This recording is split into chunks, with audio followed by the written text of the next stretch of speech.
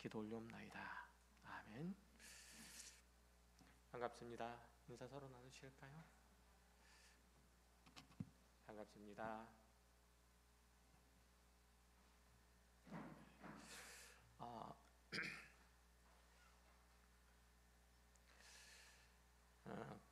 광고를 안 하는데 갑작스럽게 일정이 하나 생겨서 교회 일들이 하나 생겨서 광고를 하나 드리도록 하겠습니다. 어제 그제까지 이제 저희가 40일 새벽 기도회를 마쳤죠. 40일 새벽 기도를 마쳤고 이제 이어서 보시다시피 사순절 릴레이 새벽 기도를 그 음식 기도회를 시작합니다. 내일 월요일부터 시작해가지고 부활절 전날 토요일까지, 그러니까 4월 19일까지가 되겠습니다. 그날까지 릴레이 금식 기도를 하는데요. 하루에 한 끼씩 금식을 하는데, 그 릴레이 금식 기도 아시죠? 저희 뒤에 보면 명단을 지원자를 기록하는 그 용지가 있으니까 거기에 기록하셔서 내일부터 시작해서 내일 아침, 점심, 저녁 내가 내일 아침 금식하겠다 그러면 아침을 금식하시고 그 아침날 동안에 시간을 정해서 기도를 해주시면 되는 겁니다. 그 기도의 내용은 뒤에 그 지원서에도 있습니다. 특별히 이 사순절 기간을 통해서 예수 그리스도의 십자가로 초대되는, 또 십자가의 은혜를 보는, 십자가 앞에 서는 한 사람 한 사람이 되도록, 또 우리 교회가 되도록 예수 그리스도께서 먼저 가신 그 길을 쫓아 십자가를 지는 하나님의 백성, 하나님의 신실한 자녀가 되도록 기도하시고, 또 우리 가까운 교회가 그렇게 주님의 복음의 능력으로 회복되며 부흥될 수 있도록 기도해 주시는 20일, 딱 20일이 됩니다. 20일 릴레이 금식 기도회가 되기를 바랍니다. 아마 한 3번 정도, 1인당 한 3번 정도를 하면 20일이 다 채워지지 않을까 싶습니다. 그러니까 내가 20일 동안 3번 정도, 3끼 정도를 금식한다고 생각하시고 이 일에 동참하시고, 금식하는 게 중요한 게 아니고 나는 원래 아침을 안 먹는 사람이니까 아침을 금식하면 되겠다, 이런 생각을 가지고 아침을 계속 굶는 것으로 끝내시면 아주 곤란해집니다. 금식이 중요한 게 아니고 금식하는 동안 기도하는 게 중요하고, 금식을 왜 하는지에 대해서 몇 주 전에 제가 이미 설교로 말씀드렸었죠. 특별히 이 금식을 한다는 것은 교회가 또 나 개인이 하나님의 은혜가 없이는 어찌할 수 없다는 하나님 앞에서의 일종의 항복 선언이라고 그랬죠. 내가 밥을 먹고 힘을 내고 그렇게 열심을 내도 어찌할 수 없으니 하나님께서 나에게 긍휼과 자비를 베풀어 주사 구원의 은총을 크게 하시고 그 기쁨과 또 그 감격을 더하여 주십시오라고 그렇게 기도하시기 바라요. 먼저 자신을 위해서 기도하시기 바랍니다. 내가 십자가 앞에 온전히 서며 십자가를 따라가는 그런 하나님의 참 백성이 되게 해 주십시오라고 기도하시기 바랍니다. 아무든지 나를 따르지 않으면, 자기를 부인하고 나를 좇지 아니하면 하나님의 나라에 합당하지 않다라고 주님께서 말씀하신 만큼 자기를 부인하고 자기 십자가를 지고 그리스도인의 길, 예수를 따르는 길을 잘 따라가시는 특별히 사순절 기간이 되시기를 바랍니다. 사순절은 우리가 잘 아는 것처럼 오순절, 그러니까 예수님께서 부활하신 그날, 십자가에 죽으시고 부활하신 그날을 기점으로 해서 앞으로 30일을 얘기를 하는 거예요. 그러니까 정확하게 얘기하면 사순절은 이미 3월 18일, 3월 17일, 18일부터 이미 시작되었어요. 사순절 기간은 이미 시작되었는데 저희가 특별히 40일 새벽기도의 기간이었기 때문에 그 일들을 사순절을 특별히 정해내지 않고 이제 그 새벽기도 끝나고 이제 시작하는 거니까 함께 해주시기 바랍니다. 말씀 함께 나누도록 하겠습니다. 하나님의 구원하심을 따라서 그 주 예수 그리스도 안에 있으면 누구든지 새로운 피조물이 된 겁니다. 그에게 하나님의 생명이, 하나님의 구원이 부어져 있으므로 이전과는 다른 삶을 살고자 하는 그 마음의 경향성이 당연히 성도의 마음에는 생기게 됩니다. 그에게 예수 그리스도를 닮고자 하는 성향이 있기 때문에 그는 늘 하나님의 말씀으로 자기의 마음과 또 행실을 비춰보면서 자기의 어리석음, 강팍한 또 죄스러움을 새삼 깨닫게 되죠. 그러나 그 일이 쉽지 않은 것은 여러분 모두가 공감할 거예요. 내가 매번 예수 그리스도와 그가 지신 십자가를 앞에 두고 나의 삶과 또 신앙을 하나님께서 나에게 말씀하여 주시고 가르쳐 주시고 인도하시는 대로 내 믿음의 내용을 굳게 잡고 이 세상을 살아가는 것 쉽지 않죠. 급변하는 현대사회에서 어떻게 해야 그리스도인으로서 그 길을 잃지 않을지 헤아리는 것, 분별하는 것 참 쉽지 않습니다. 탐욕과 허용과 사치와 쾌락 추구가 일상사가 된 이 바벨론 제국의 발을 딛고 살면서 하나님의 거룩과 의와 진리를 따라 살아가기가 만만치 않다는 뜻이에요. 하나님의 백성으로서 무엇이 옳고 또 무엇이 그런지 분별하기 어려울 정도로 사실은 사탄이 광명한 천사의 얼굴로 할 수 있는 한 성도들을 후리려고 하고 있어요. 그래서 오늘 본문 말씀은 이런 세상에서 살아가고 있는 우리에게 더욱 절실하게 필요하죠. 22절에서 주님께서 뭐라고 말씀하시냐면 눈은 몸의 등불이니 그러므로 내 눈이 성하면 온몸이 밝을 것이요 눈이 나쁘면 온몸이 어두울 것이다 라고 말씀하세요. 그러니까 사람의 눈이 어두우면 일단은 불편한 일들이 한두 가지가 아니죠. 우선 멀리 있는 것을 보기가 힘들어요. 운전할 때 신호등을 잘못 보고 아는 사람인데도 인사를 못하고 눈이 약하기 때문에 시력이 약하기 때문에 잘못 보고 인사하지 못하고 지나갈 때가 많아요. 그래서 상대편이 먼저 인사하는 바람에 민망할 때가 많죠. 저도 그런 경우를 한두 번 겪은 게 아닌데 그렇습니다. 또 어두운 길을 걸을 때 움푹 패인 곳을 잘못 봐서 발을 헛디디는 경우도 참 많아요. 마찬가지로 어두운 세상에 사는 성도가 영적으로 밝은 눈을 갖지 못하면 여러모로 어려움을 겪습니다. 잘못된 길에 들거나 아니면 허망한 것을 쫓는다거나 아니면 거짓과 참된 것을 분별하지 못하는 경우가 많이 생깁니다. 세상의 유혹과 시험으로 좌충우돌할 수밖에 없는 경우도 생겨요.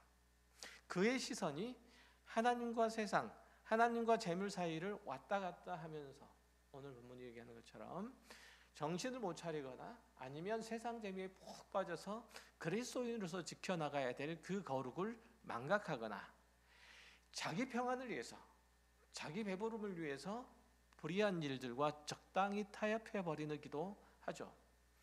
제법 믿음이 있는 성도라면 누구나 다 예수 그리스도를 사랑하노라고 고백할 거예요. 또 하나님을 향한 열심이 있다고도 말할 거예요.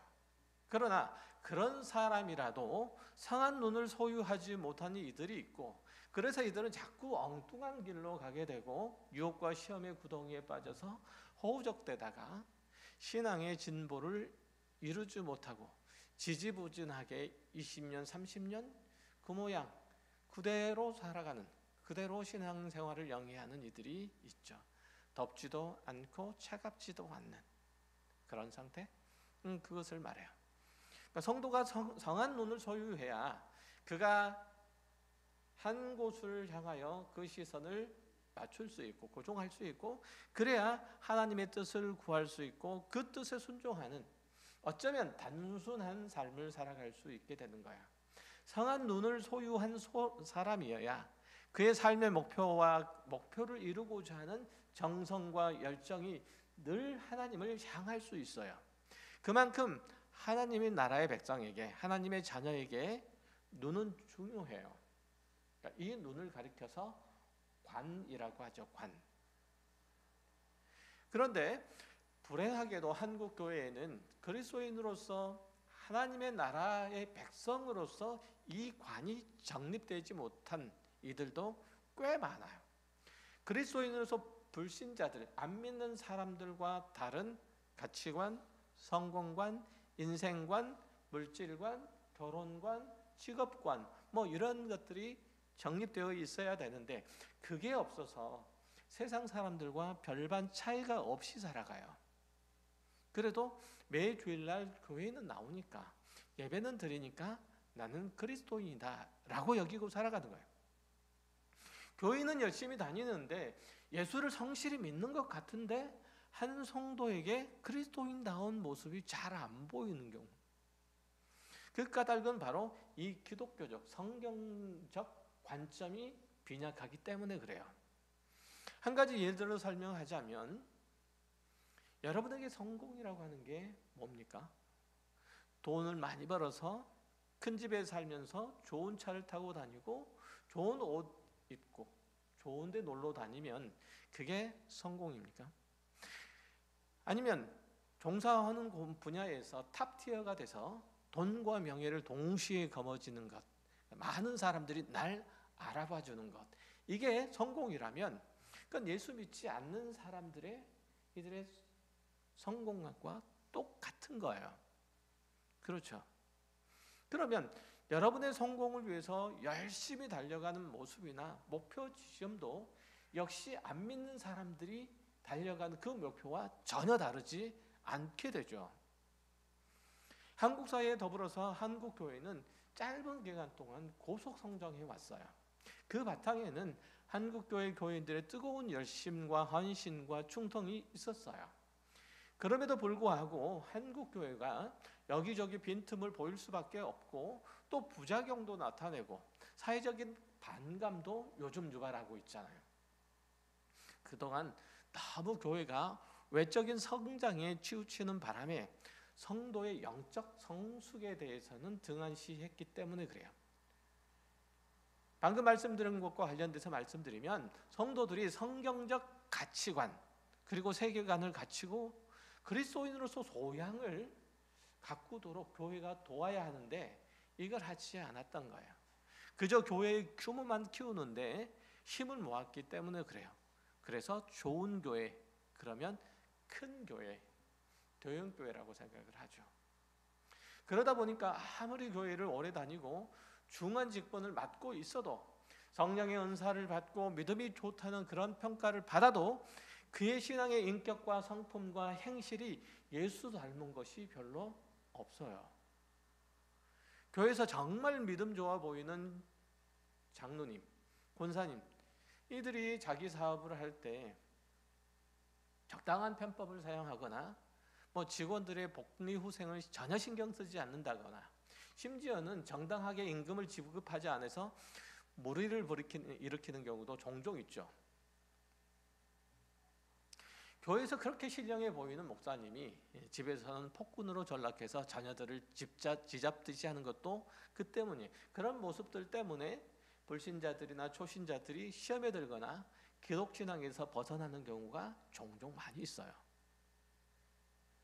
세속사회에 길들여져 있어서 과거에 살았던 그 습관들, 그 관점들, 그 이해들을 버리지 못하고 그대로 안고 살다가 보니까 그런 불상사들이 일어나는 거예요. 예수를 믿게 되었다는 이 사실 한 가지만 붙잡고 한국교회는 내가 예수를 믿어서 구원을 얻었다, 이 한 가지 사실만 붙잡고 한국교회는 지금까지 달려온 거예요. 그러니까 이 세상 사람들이 살아가는 삶의 모습들과 그리스도인들이 이 세상을 살아가는 삶의 모습이 전혀 다르지 않아요. 여러분 한번 생각 한번 해보세요. 선의의 경쟁에 대해서 어떻게 생각하세요? 그리스도인으로서 여러분은 선의의 경쟁이 필요하다고 생각하세요? 어떠세요? 선의의 경쟁이 필요합니까? 선의의 경쟁이라는 판에 끼어들면 사실은 굉장한 스트레스와 괴로움, 외로움, 고통 이런 것들을 감수해야 돼요. 겪을 수밖에 없어요. 또 자랑이나 교만, 반대로 치욕, 복수심 이런 것에 자신을 내어줘야만 해요. 어느 나라보다 심각하게 한국은 개인의 무한 경쟁을 부추기는 사회예요. 그러니 한국 사회의 구성원들 모두가 불행해요. 경쟁에 끼어들어서 열심히 그 경쟁 사회에서 살아남으려고 애를 쓰는 사람들 보세요. 어느 누가 나는 내 삶이 만족스럽고 행복해, 난 기뻐, 감사해 라고 얘기하는 사람 누가 있는지 아무도 없어요. 그런데 한국 사회는 이런 무한 경쟁을 부추기는 사회예요. 그러니까 모두 불행하죠. 오래전인데 거의 맨날 전교 1등만 차지했던 고등학생이 한 번은 전교 4등으로 밀려났고 부모에게 야단맞고 아파트 옥상에서 뛰어내린 사건들도 있잖아요. 이게 선의의 경쟁의 결과예요. 한 학생이 중학교 내내 1등만 하다가 고등학생이 되면서 점점 순위권에서 밀려나고, 그리고 급기야는 고등학교 2학년 3학년 때 엄마의 그 성화에 견디지 못할 것 같으니까 성적표를 조작하기도 하고 이러고 결국은 버티다가 수능이 끝날 쯤인가 이쯤에서 어머니를 살해한 고등학생도 있었죠. 경쟁의 결과예요. 로버트 프랭크라는 사람이 쓴 경쟁의 종말이라는 책을 보면 옆 사람은 평균 6주간, 연평균 6주간, 그리고 나에게는 연평균 4주간의 휴가를 주겠다. 이걸 이렇게 하는 것과 그리고 옆 사람은 2주간, 나에게는 3주간의 휴가를 주겠다. 어느 쪽은 당신을 택하겠습니까? 라고 그렇게 질문을 받았을 때 대부분의 사람들이 후자를 택했다는 거예요. 옆 사람이 6주를 받고 내가 4주를 받는 것보다는 옆 사람이 1주 휴가를 받고 내가 3주 휴가를 받는 게 더 낫다라고 생각을 하는 거예요. 2주나 3주를 휴가를 받는 게 더 낫다고 생각하는 거예요. 물론 내가 4주의 휴가를 받는 건 좋지만, 4주의 휴가를 받는 건 좋지만 옆 사람보다 더 적게 휴가를 받는 것은 견딜 수 없다. 그래서 내가 차라리 2주의 휴가를 받더라도 옆 사람이 1주의 휴가를 받으면 좋겠다. 이렇게 생각하는 거예요. 안 그럴 것 같죠? 안 그럴 것 같죠? 곰곰이 한번 생각해 보세요.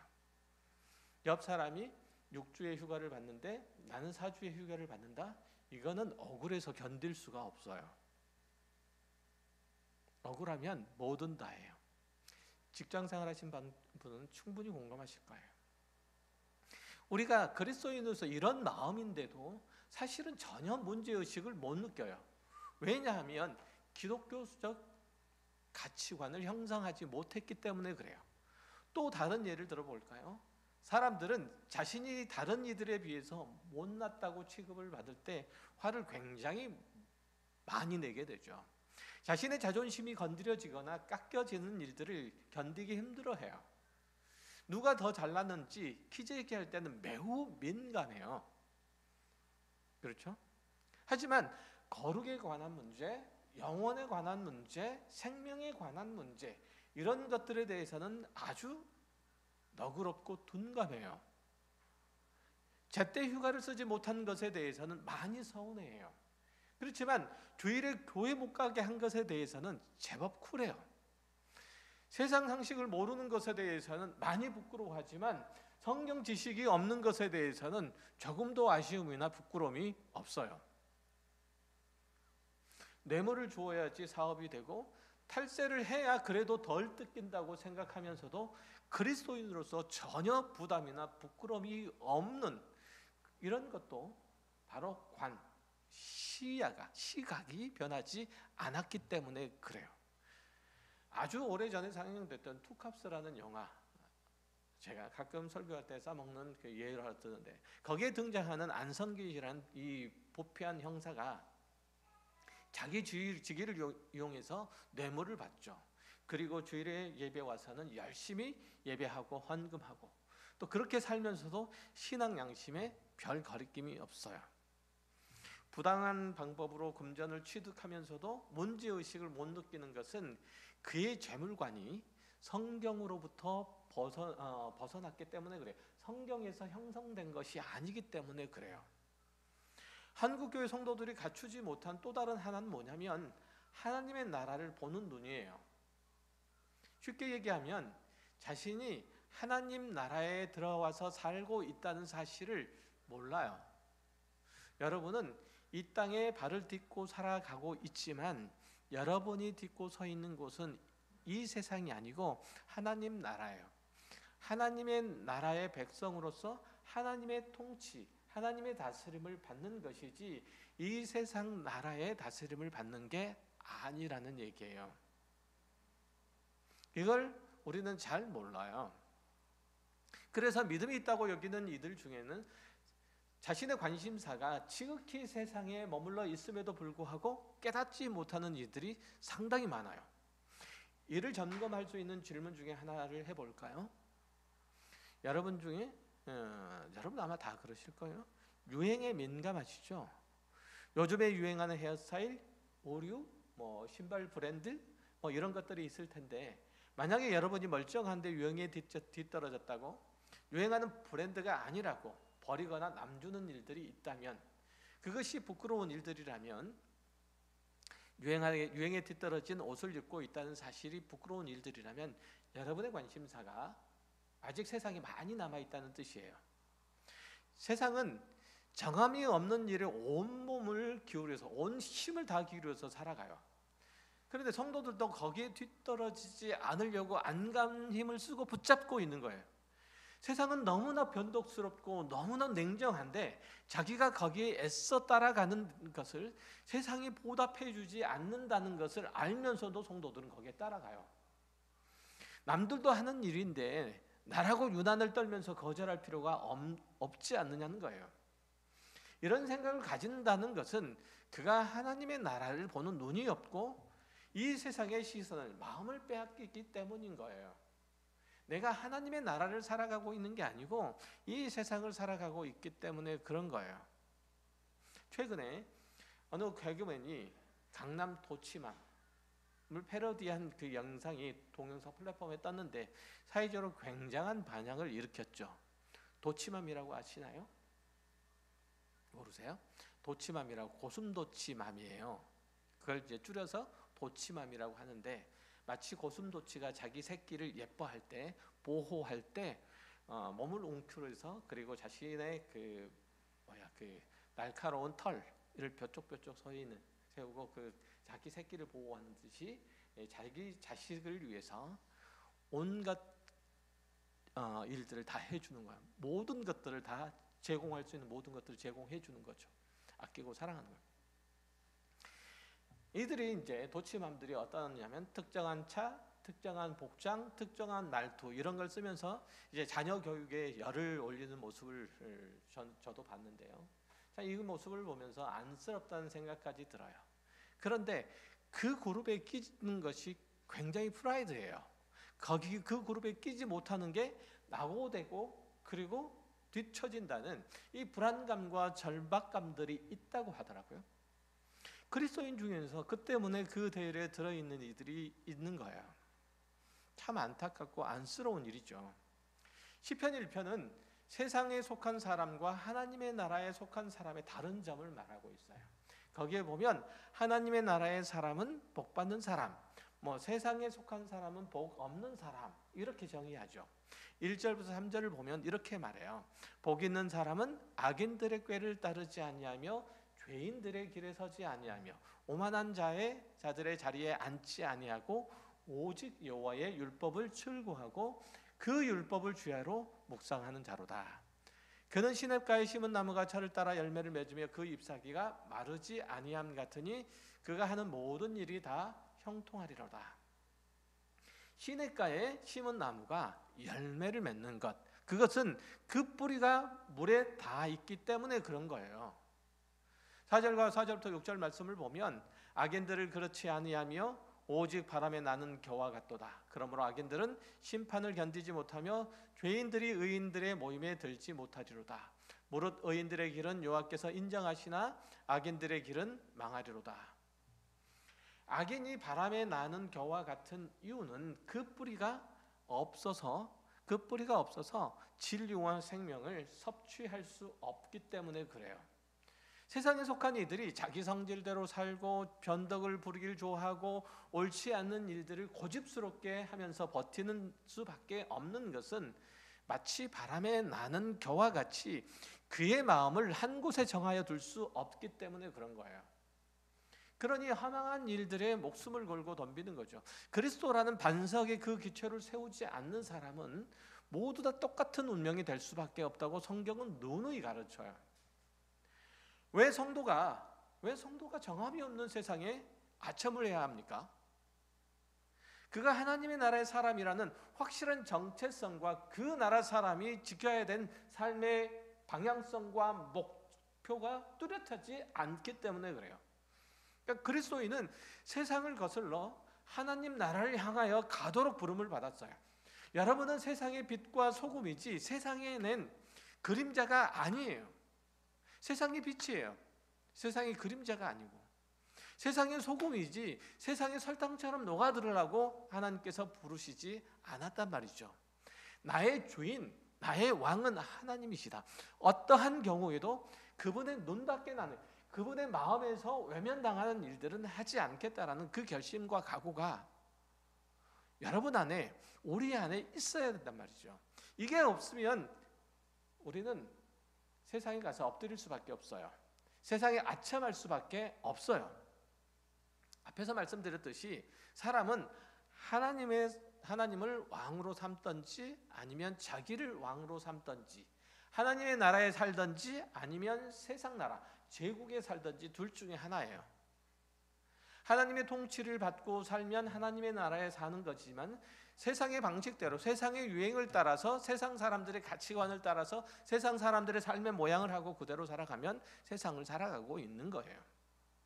아무리 교회에 나온다, 아무리 주일날 예배를 한다, 이거 별 의미 없어요. 그런 사람에게는 내가 하나님을 예배한다는 것은 하나님을 경배한다는 뜻이고 하나님을 숭배한다는 뜻이에요. 그러니까 하나님의 뜻을 쫓아 살아간다는 뜻이 하나님의 나라의 백성이라는 뜻이에요.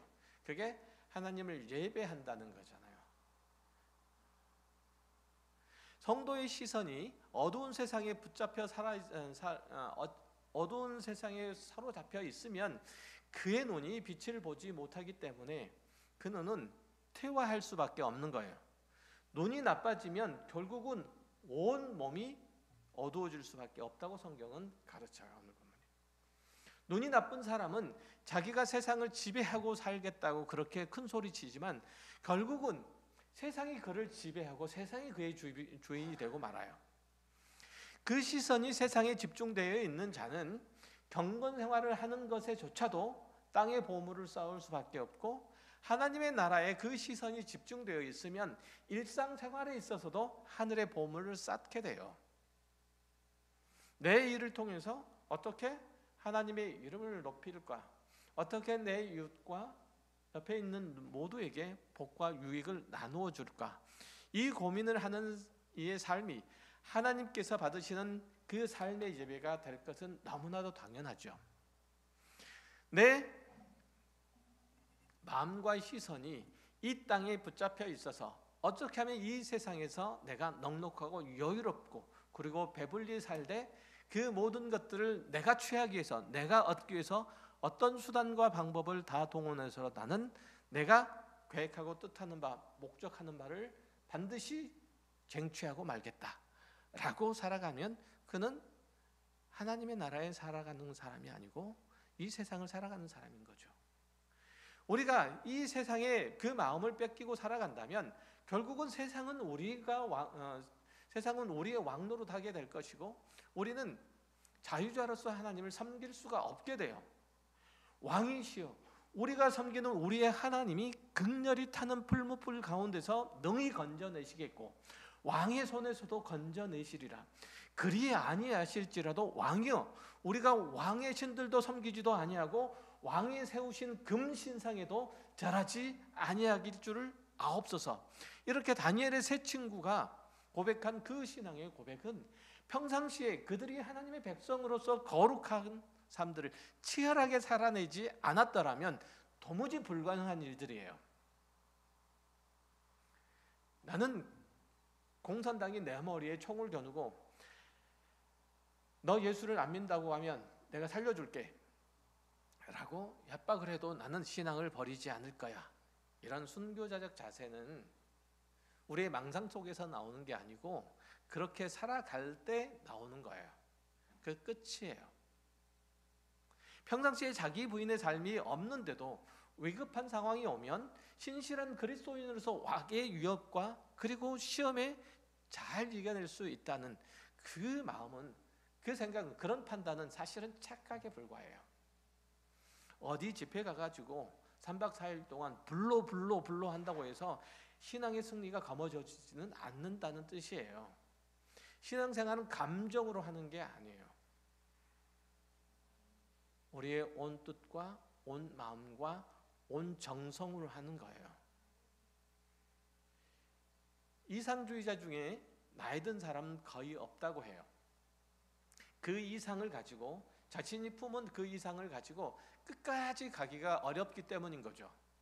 끝내는 실망하고 또 변하고 말죠. 과거에 386, 지금은 뭐 686, 거의 586, 686이 돼버렸는데, 이 세대 정치인들이 뭐 과거에 목숨 걸고 싸우겠다고 내세운 그 이념적 순수성, 이걸 지금까지 다 지니고 있질 않죠. 그게 좋고 안 좋고의 문제가 아니라 그 이념적 순수성을 얘기하는 거야. 그 순수성이 좋고 안 좋고를 말하는 게 아니에요. 어쨌든 그 순수성을 지금까지 간직하지 못하고 있어요. 학생운동하고 노동운동하던 이들이 정치권에 발을 딛는 순간 거의 그 모든 순수성은 끝나버려요. 아니, 그들이 순수성을 버렸기 때문에 정치성이 정치권에 들어온 거죠. 그들의 마음이, 그들의 시선이 다른 데로 가는 순간 그들의 행보는 기성 정치인의 그것과 전혀 다르지 않게 된 거예요. 그리스도인의 시선이 하나님의 나라로부터 세상으로 옮겨오는 순간 그의 신앙은 오염될 수밖에 없고 그 신앙의 목적도 자신을 위할 수밖에 없어요. 여러분의 신앙이 자신을 위한 게 아니고 하나님을 위한 것이어야 돼요. 우선은 우리 안에 있는 부패한 본성과 세상의 유혹이 서로 만나는 순간 엄청난 시너지를 발휘한다는 거 아세요? 그래서 성도의 영혼을 삼키게 돼요. 그래서 우리는 정신 차리고 근신해야 된다고 성경이 누누이 우리에게 경계를 해요. 하나님을 믿는다는 것은 그분께 삶의 뿌리를 깊게 박고 산다는 뜻이에요. 그리스도 위에 그 신앙의 기초를 세우고 있다는 뜻이에요. 그런 사람은 결코 세상을 향해서 곁눈질하지 않는데요. 하나님께서 기뻐하시는 일 안에, 그 안에 내 소원이 있는가, 내 기쁨을 위해서 하나님을 믿는 신앙마저도 소모할 것인가, 이걸 결정해야 된다는 거예요. 여러분은 무엇 때문에 웃고 사십니까? 무엇 때문에 기분 좋습니까? 웃고 살 일이 없다고요? 하나님께 그 소원이 있어야만 그리스도인으로서 웃고 살 일이 있어요. 한 농부에게 소 한 마리가 있었는데 어느 날 그 소가 새끼를 낳았대요. 무려 2마리를 낳았는데 한 마리는 누렁이고 또 다른 한 마리는 얼룩이에요. 하나님께 감사하고 그 중에 한 마리를 하나님께 드리기로 마음을 먹고 아내에게 말하자. 그럼 당신은 어느 송아지를 하나님께 드릴 거예요? 라고 물었어요. 아니, 아직은 안 정했어. 조금 더 길러보고. 그리고 얼마 안 가서 그 송아지 한 마리가 죽었어요. 여보, 큰일 났어. 송아지 한 마리가 죽었어. 어떤 송아지? 누렁이가 죽었어. 그 송아지를 내가 하나님께 바치려고 했는데. 우스갯소리지만 우리의 신앙의 마음을 아주 잘 드러내어 표현해주고 있는 얘기예요. 우리 마음이 온전히 하나님께만 가 있을 때가 사실은 굉장히 드물어요. 경제적인 형편이 어려우면 성도들은 가장 먼저 뭘 할까요? 경제적인 형편이 어려우면 성도들은 가장 먼저 하는 게 헌금을 줄여요. 헌금을 말하는 게 아니에요. 보물이 있는 곳에 그 마음이 있기 마련이라는 뜻이에요. 물질을 사용하는 우선순위를 보면 내 생각과 내 마음이 어디 있는지 금방 알 수 있어요. 여러분의 카드 대금을 쭉 보세요. 무엇에 가장 많이 쓰는지. 요즘은 통계까지 다 나오잖아요. 뭐에 가장 많이 쓰는지, 의료에 가장 많이 쓰는지, 교육에 가장 많이 쓰는지, 외식에 가장 많이 쓰는지 다 나와요. 그러면 내 생각과 마음이 어디에 가 있는지 금방 알 수 있어요.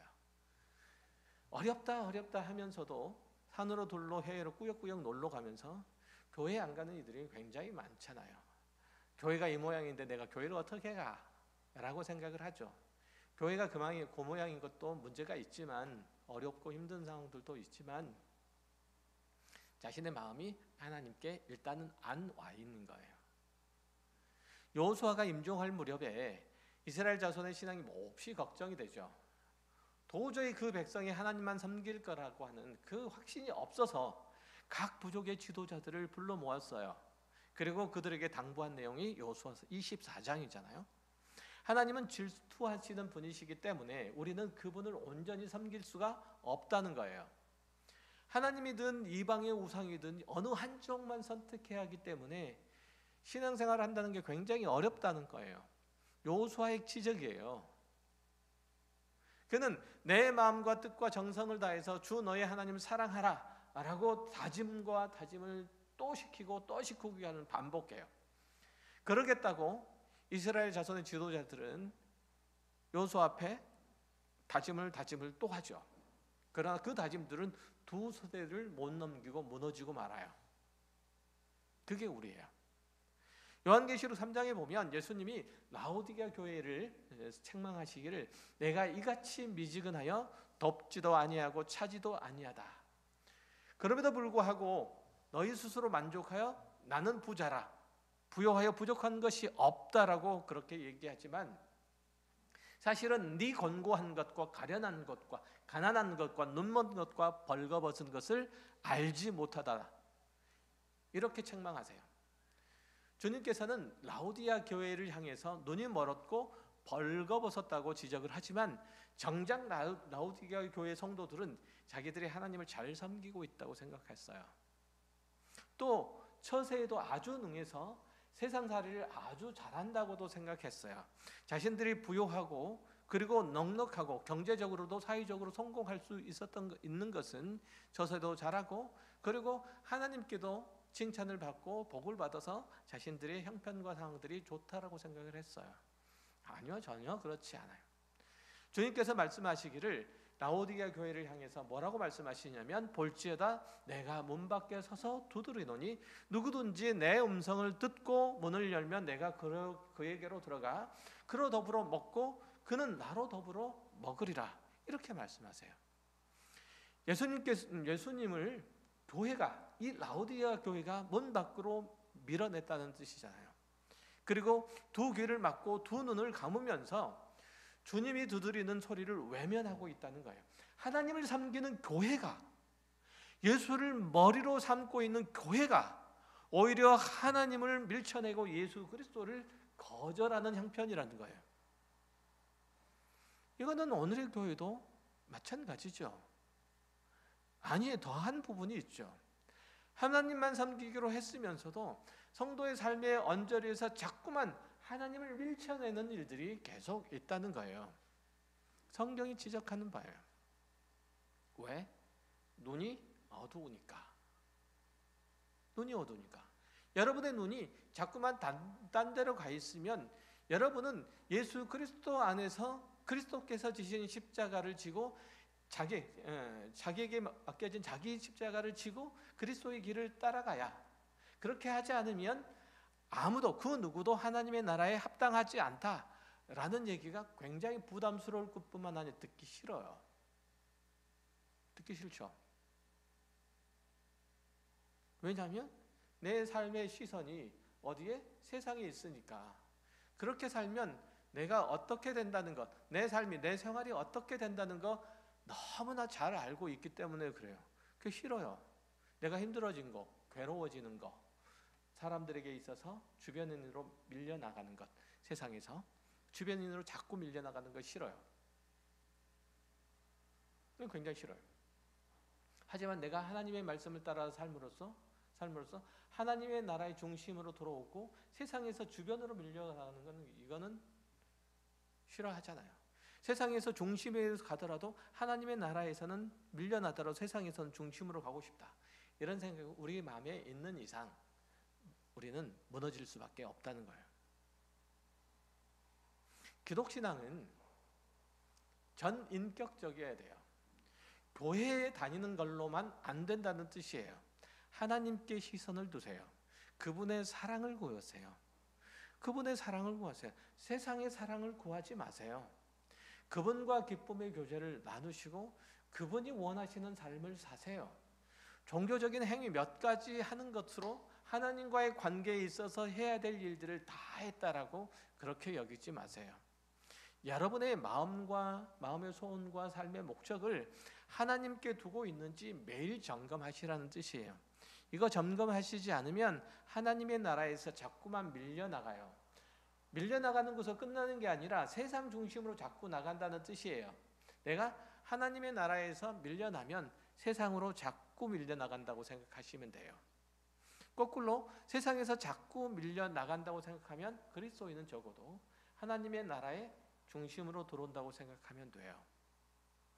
어떤 것을 선택하실지, 세상의 중심에 있는 것을 내 기쁨과 자랑으로 삼으면 내가 하나님의 나라에서 밀려나더라도 괜찮아요. 하지만 내가 내 마음에 하나님의 중심이 있으면, 그 말씀이, 그 은혜가, 그 사랑이 내 중심에 있으면 세상에서 밀려나도 나는 별로 상관이 없어요. 내 삶의 목적을 어디 두든지 점검하시기 바래요. 매일 확인하시기 바래요. 그래야 내가 이기고 살아갈 수 있어요. 정신 차리고 살아갈 수 있어요. 깨어서 살아갈 수 있게 돼요. 최근 들어서 그렇잖아요. 곳곳에 가뭄과 지진, 자연재해, 전쟁, 기근, 대형 산불 끊이지 않게 지구촌 곳곳에서 일어나잖아요. 제가 예를 들어 설명하기를 한번 생각해 보세요. 여러분들이 살아가는 그 아파트가 23층 아파트인데 내가 20층에서 살고 있는데 매일 하루에 진도 3 혹은 4, 5 이 정도 되는 지진이 매번 일어나는 것처럼 그렇게 아파트가 흔들린다 라고 생각하면 여러분도 그 아파트에 사시겠어요? 계속? 절대 못 살죠. 그죠? 얼른 이사 가야 되겠다 생각이 들죠.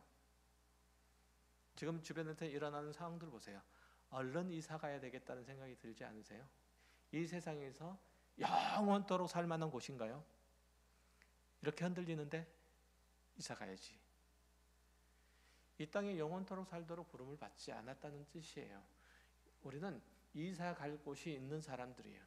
이 땅은 영원히 살 것이 아니에요. 부디 이런 세상 말고 하나님의 나라를 소원하시길 바라고, 그 나라를 준비하시길 바라고, 그 나라의 삶을 살아가시길 바라요. 그럴 때 우리가 하나님의 백성으로서 누려야 될, 하나님께서 주시는 그 영광의 길 가운데 온전히 서게 될 것입니다. 기도하겠습니다. 하나님 감사합니다.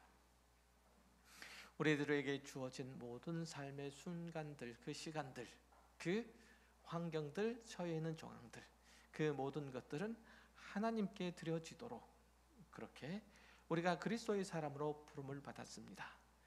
그것이 가능할 수 있는 것은 우리의 생각과 마음과 또 우리의 시선이, 특별히 우리의 눈이 하나님을 향해 있음도, 향해야 함도 배웠습니다. 하나님, 우리의 인생관과 가치관과 물질관, 재물관, 성공관, 결혼관, 직업관, 그 모든 것들이 성경으로부터 나올 수 있도록 저희들이 늘 말씀에 청렴하고 그 말씀을 따라 살아가며 그 말씀을 좇아 우리의 삶 전체를 둘러봐 하나님께서 기뻐하시는 모습으로 다시 한번 재정립하는 은혜의 역사가 우리 가운데 있게 하여 주옵소서. 그래서 그리스도인으로서 성공과 그리스도인으로서의 주님을 향한 기쁨과 감사가 늘 넘치는 하나님의 복된 백성으로서 우리 온 성도들 다 되게 하여 주옵소서. 하나님의 나라가 우리 가운데 있는 것을 늘 감사하게 하시고 그 나라를 준비하는 지혜롭고 슬기로운 다섯 처녀와 같은 우리 가까운 교회 온 성도들 되게 하여 주옵소서. 함께 하신 은혜를 감사드리며 예수 그리스도 이름으로 기도했습니다. 아멘.